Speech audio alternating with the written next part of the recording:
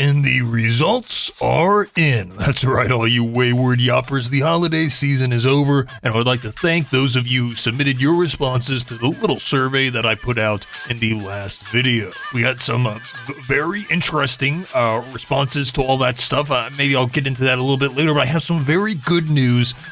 Frankly, the feedback to the Yoppie survey that we put out for the merch has been so positive, so uplifting that basically, I think it's in my best interest as a businessman to keep it going, you know? I think that we should just keep riding this merch train for a few weeks more, no, a few months more. You know what? Yeah, like, if you do something fun and people find it fun and they like it, like, why put a deadline on it, you know?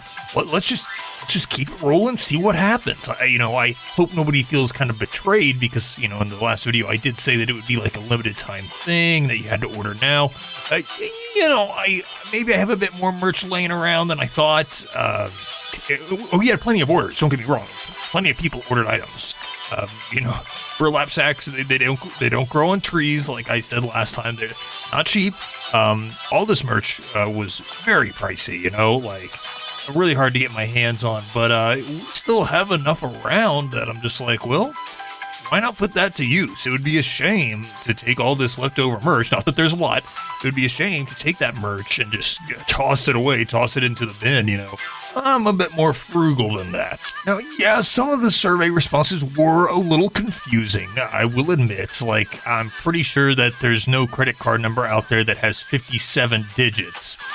So that kind of threw me for a loop a little bit. The person who sent me the entire script to the 2002 film Stuart Little 2, I think might have been missing the point a little bit. So yeah, there were some hucksters in the bunch. There was some hucksterism going on with people sending me information that I couldn't really use to send out these items or get my money in the first place. I guess this just kind of comes with the territory. I'm sure that the Watchtower had to deal with the exact same stuff when they were selling their junk. And, to those hucksters, I hold no malice. I understand, some people like to have a little laugh.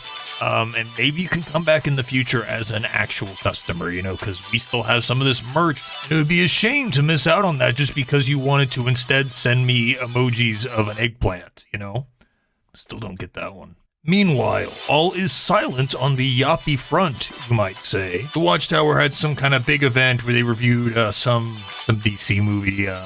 They sometimes they dip their hands into the obscure media and then they wonder, oh gosh, why isn't this getting used? Why aren't people subscribing? Why aren't they responding to all this stuff? Yeah, wonder why. I guess I shouldn't be giving them advice or anything, but here's a piece of advice, a free piece of advice, and I rarely give things out for free. You want views, you want subscribers? Actually review media that people care about. None of this yellow bat suit malarkey. None of this poison ivy, is she real, is she a plant person garbage. I don't know who asked for that. No, we're talking Zeta Project, we're talking Gotham Girls, we're talking the heavy hitters.